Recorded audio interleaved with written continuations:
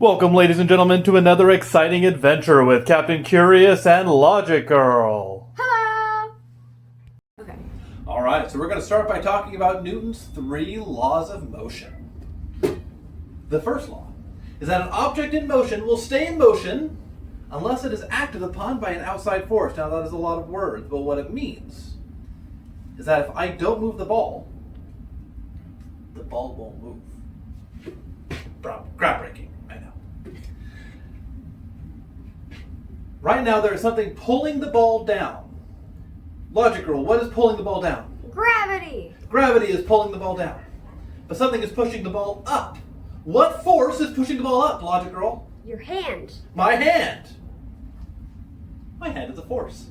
It's pushing the ball up. And the gravity is pushing the ball down. And so the ball is at equilibrium.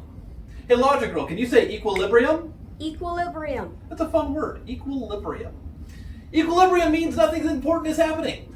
All the forces are pushing to make the ball stay still. But if I let it go, the ball falls because gravity. Now, if it were to fall and if there were no ground there, Logic Girl, what would happen? It would just keep going. It would just keep going. Forever. So if I were in space and I were to throw the ball as hard as I could, then it would keep going at the same speed and direction forever and ever and ever until it hit something. So an object in motion will stay in motion, and an object at rest will stay at rest, unless acted upon by an outside force. Now I'm going to skip to Newton's third law. Newton's third law says that every action has an equal and opposite reaction. That means that if I were to hit the ball, then the ball is going to hit my hand as hard as my hand hits the ball. Because remember, they're trying to get to equilibrium. So, if I hit it, it hits back. If I let the ball go to the ground, it's going to hit the ground, and the ground is going to hit it just as hard.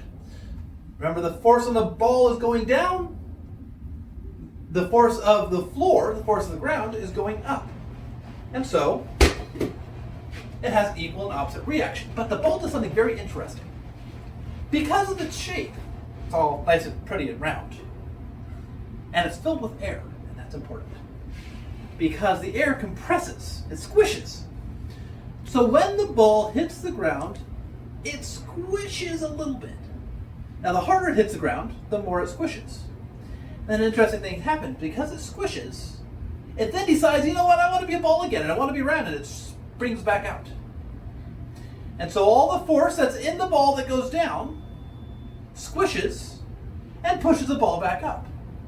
And so the ball pushes against the ground, and the ground pushes back, and the ball flies up in the air.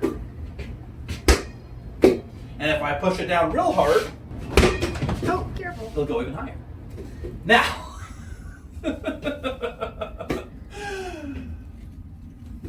now, I skipped Newton's second law. There's a reason for that.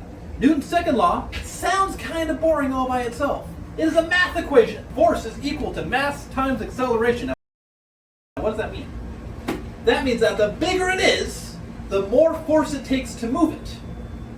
So, this ball, kind of small, kind of light, doesn't take very much effort to throw it. But if it were a bowling ball, it would take a lot more effort.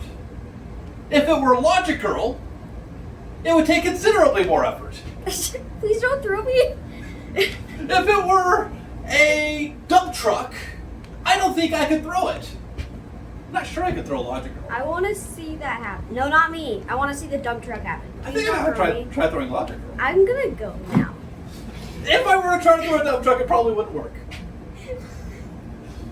But I can push really, really hard. That means it's going to take more and more and more and more force because it's bigger and has more mass.